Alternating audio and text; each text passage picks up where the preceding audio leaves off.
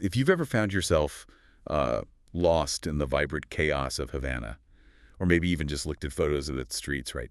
One thing just immediately leaps out. Mm-hmm.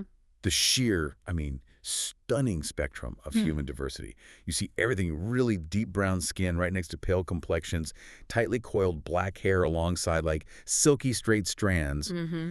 and hazel eyes in faces that clearly show African heritage. It's like Havana's streets are this living, breathing canvas. Every face tells a story. It really does. It makes you stop and think, why do Cubans look so incredibly different from each other? What's actually behind this? Yeah. It seems like such a remarkable example of human diversity, maybe anywhere, but definitely in the Caribbean. Right. And it's not just about how people look on the surface, is it? It feels like a testament to centuries of movement, migration, mixing, and just, resilience. That's a great way to put it. Resilience. So today, that's what we want to unpack. We're doing a deep dive using our source material.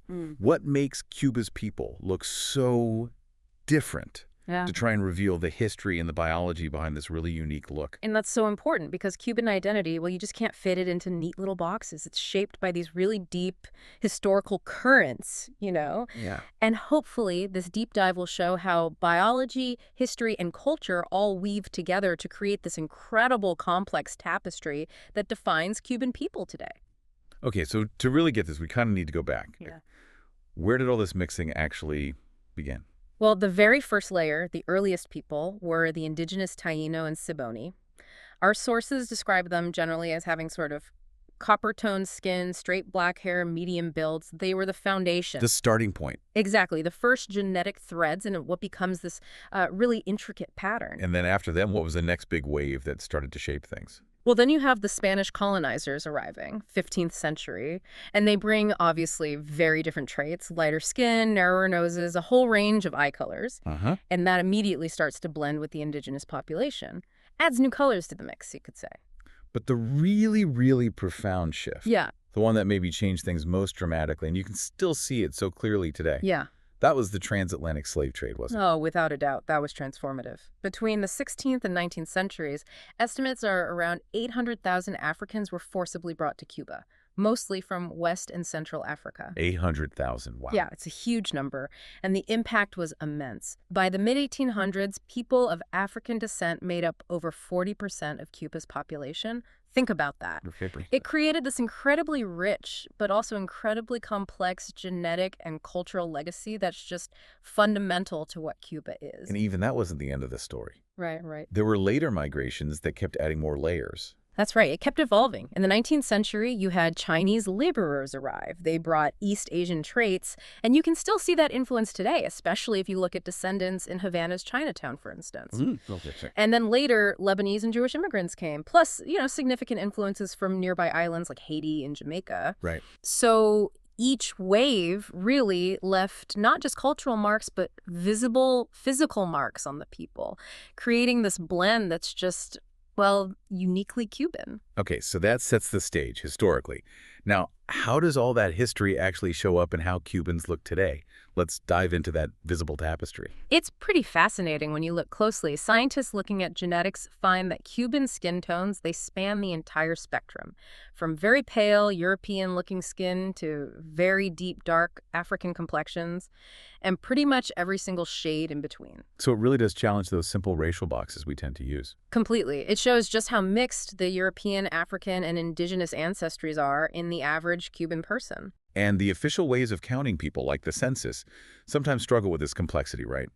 Our source mentions the 2012 census. I think it was 64% identifying as white, 26% mulatto or mestizo, 9% black. Right, that's the census data. But it's important to remember that's based on self-identification and social categories. Genetic studies, though, they look at biological ancestry. And they tell a slightly different, maybe deeper story. What do they find? Well, those studies show the average Cuban genome is something like 72% European, 20% African, and about 8% indigenous, on average. Okay, so that explains, that's why you can have siblings in the same family, one looking quite fair, the other much darker. But they're both equally Cuban. Exactly. It's a direct result of centuries of this mixing. It's written right there in the genes. But this beautiful range of skin tones, it also carries a difficult history, doesn't it? Unfortunately, yes. There's no escaping that. Historically, lighter skin was tied to privilege, power. That's the legacy of the colonial hierarchy. And our sources mention that even today, there's ongoing debate. Some people argue that lighter-skinned Cubans might still be perhaps more visible in politics or media, maybe in tourism ads. Right. While darker-skinned Cubans might face more systemic bias, it's a complex social issue deeply tied to that history. Moving beyond skin, what about eye color? That's another thing our source highlights as kind of surprising for the Caribbean. It is a bit surprising, yeah. Obviously, brown eyes are the most common globally and in Cuba. Sure. But Cuba actually has a relatively high percentage of people with lighter eyes, blue, green, or hazel. Genetic surveys suggest it's around 15 to 20%. 15 to 20%. That seems high for the region. It is. It mostly reflects that European ancestry concentrated more in Havana and the western parts of the island, where more Spanish and other European settlers ended up. And it leads to these really striking combinations you sometimes see. Totally striking. You might see someone with, say, deep brown skin and these piercing green eyes, or someone fair-skinned but with jet black hair and bright blue eyes. Those combinations are just such a visual reminder of the centuries of blending. It really drives home how you can't simplify the Cuban look. Absolutely. Every face really does tell that story. Mm-hmm. Okay, what about broader physical features, like height and body build? Do we see similar mixing patterns there? We do, yeah, though averages can be a bit misleading, you know. The average height is around 5'7" for men, 5'4" for women, but within that you see ancestral influences. Like what? Well, Cubans with more African ancestry often tend towards taller, leaner builds, what scientists might call mesomorphic sort of athletic frames. Okay. European ancestry often contributes medium to tall heights, maybe narrower frames. And sometimes you see shorter, stockier builds, which might trace back more strongly to indigenous ancestry in certain families. And it's not just genetics, right? The environment must have played a role too, especially given Cuba's unique economic history. Oh, definitely. Things like limited resources, food rationing over the years, that's undeniably impacted nutrition and therefore average stature over generations. Yeah. But then there's the paradox. Cuba has one of the highest life expectancies in the whole region, around 79 years, largely due to its universal healthcare system. There's a paradox. It is.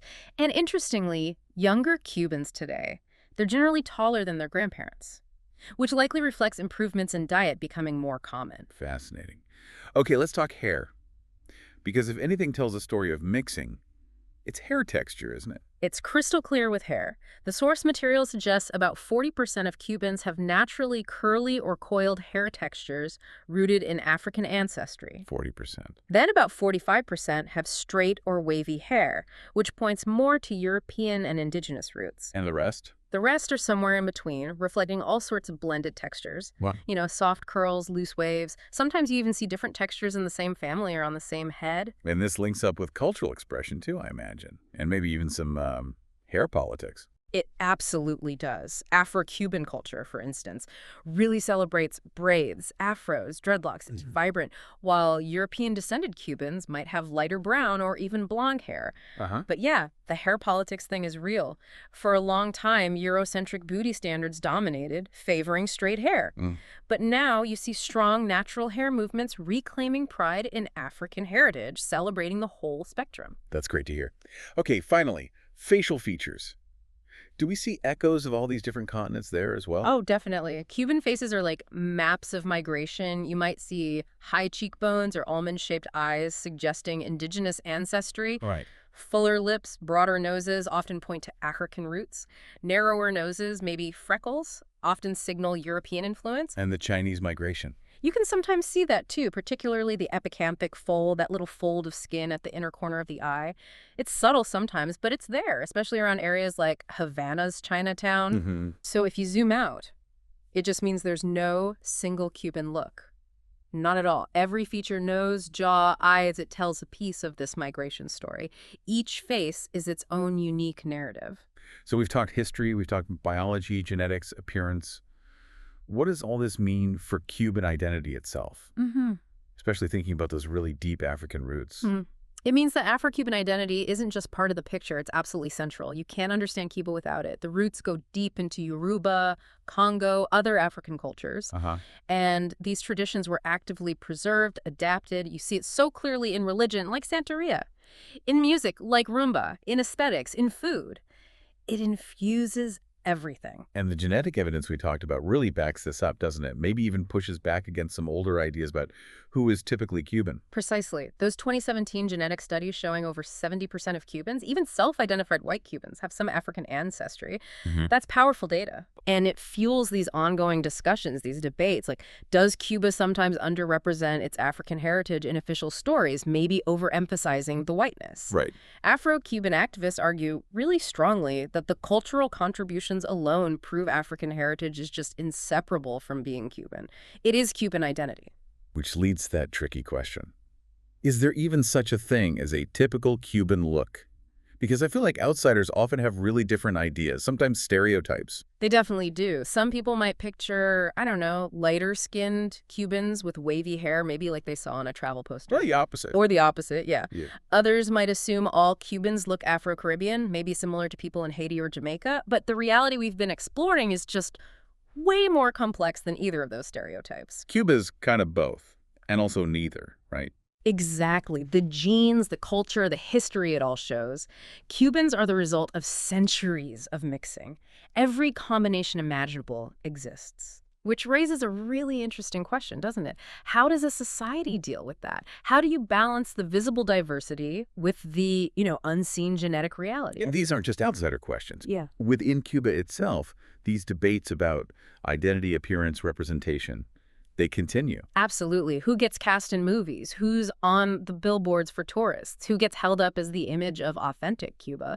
These questions show that appearance isn't just biology. It's tied up in politics, culture, national identity, all of it. I'm picturing the Malecón in Havana at sunset. You see groups of friends hanging out. One might have caramel skin, big curly hair, another pale skin and green eyes, a third deep brown skin, maybe braids. And they're laughing, sharing stories. They're all just Cuban. That feels like the heart of it, doesn't it? It's a perfect image. It really captures it. And looking ahead, demographers think this blending will just continue. Yeah. Despite everything, Cuba still has links, family links, cultural links to the U.S., Europe, Latin America. New influences keep trickling in. And intermarriage within Cuba is very common. So future generations probably going to look even more varied. So this isn't just history. It's still happening. Yeah. A living process. Exactly. And, scientists actually see this huge genetic diversity as a strength for Cuba. It can mean more resilience against certain diseases, and it definitely fuels cultural creativity. That makes sense. But at the same time, activists rightly warn that the cultural recognition needs to keep up. Acknowledging the Afro-Cuban and indigenous legacies as central, not just side notes, is crucial for a truly inclusive national identity. Yeah. Ultimately, Cuba's story is just this powerful reminder that identity is hardly ever simple or singular. It's almost always a mosaic, dynamic, shifting, always evolving. So what makes Cuba's people look so different? I guess it really is that collision of continents we talked about. Indigenous roots meeting African strength, European influence, Asian migration, Caribbean resilience. All woven together. Perfectly put. So next time you think of Cuba. Yeah. Maybe just don't picture just one kind of person. Picture that tapestry. Brown, fair, curly hair, straight hair, dark eyes, green eyes, all moving to the same rhythm, It really makes you think, doesn't it? What other hidden tapestries of human identity are out there just waiting for us to really see them, to understand them beyond the surface?